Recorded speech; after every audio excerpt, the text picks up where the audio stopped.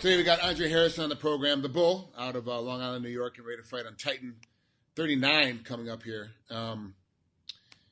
We were teasing before we started, not going to jiu-jitsu practice, competing with certain guys once in a while, but you're about to get another stripe on next week in jiu-jitsu.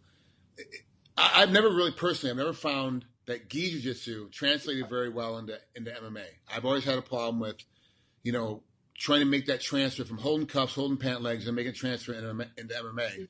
Do you have that same feeling that you have to really adapt your jiu-jitsu style to make it work for MMA, or you've got a style now it works for both? I do my regular chokes and stuff with or without the gi. Right. Just for me, I look at the gi as kind of like training wheels because grabbing certain, like if you grab something, the person can't pass. Like if you grab a pant leg or the belt and they can't pass, something like that. But yeah, it is two different sports, like apple and oranges. Yeah, totally incomplete. Like it doesn't equate too well anymore. And now the game has progressed. You talk about guys that are amazing world-class wrestlers, but then they can't wrestle in MMA.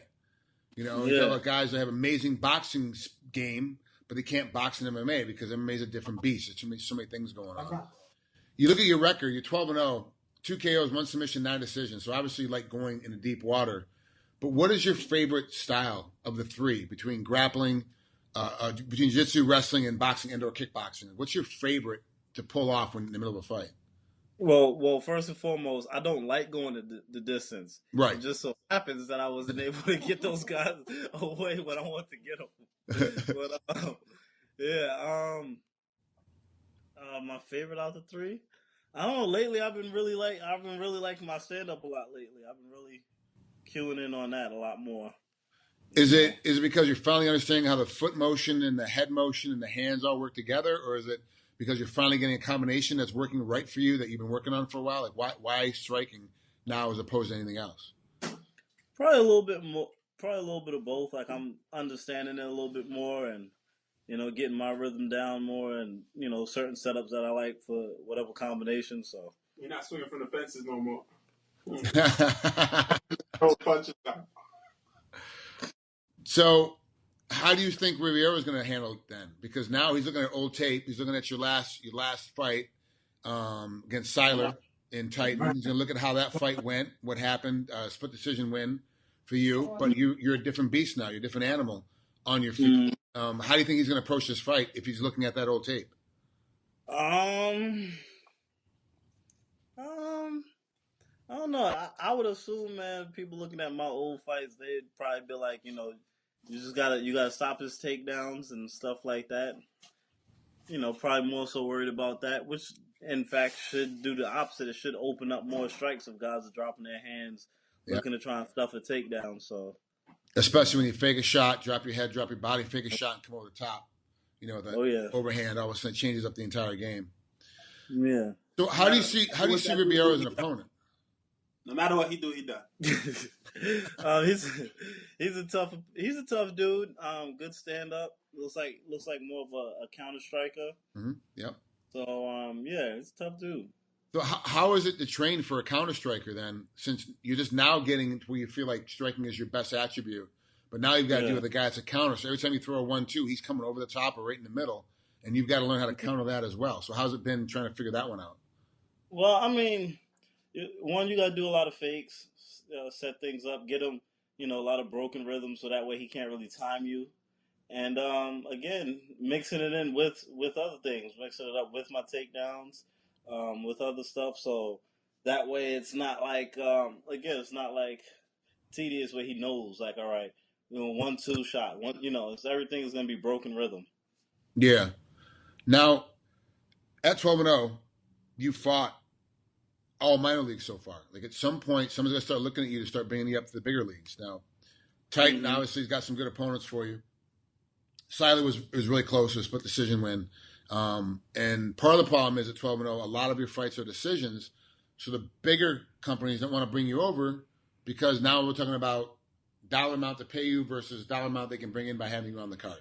Now, how many seats are you going to sell?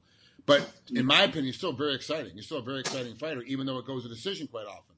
you still make it an entertaining fight. Do you find it sometimes that you're like, oh yeah, I got to, is there anything going on around in your group and your crew that's like, yeah, you got to start looking to finish more to get more eyeballs and more people hype about you to get you moved up to the next level? Yeah, I mean, I would assume. I mean, at least for me personally, going out there getting the finish is always the goal. Like you always want to finish. Nobody wants to stay out there the whole duration of the time. If you can get out earlier, it'd be wonderful if you touch gloves, throw a combination, and next guys sleep. That'd be a beautiful thing. It's just sometimes it just don't happen that way, and so I just I do whatever I can. I'll throw punches, I'll throw kicks, I'll shoot for takedowns, I'll go for stuff, and if something should go through, whether it be a punch, a kick, a submission, whatever, and I finish the person, then great. But if not, then I can't get frustrated in the middle of the fight and then risk everything just for whatever. I got to stay smart and I got to stay controlled and do what I got to do. Make sure you get the win. It doesn't necessarily, you can't be out there selling out and get caught yourself. You got to make sure that you get the victory. Last question before I let you out of here. Take me through a typical Wednesday for you training. Not the last 2 weeks of training camp, not just before you start the fight, but like in the middle of the heat of heavy time of training camp. What's Wednesday like? Wednesday is a 3-mile run in the morning. At whatever time I do it in. And then we spar. We warm up at 12:30, spar at 1 o'clock. And then jits at night at 7 p.m. What time do you usually get up? Just whenever you wake up, you get up and make that run? Or is it like, I got to get the run in at 7 o'clock, so I'm done with it, so I have enough time to recover before we spar? Usually around 7, 8. Okay. Right around that time. Yeah, it takes about a half hour, 45 minutes, whatever, to get it done. And it's enough plenty of time to relax and sit down and chill before sparring goes in. Now, who are you sparring with for this training camp? One of my teammates, Terrence Hill, he's traditionally a Muay Thai fighter, very, very tough, very fast. Gregory Gillespie, 6-0, 6 finishes. Yeah. Nick Fiore.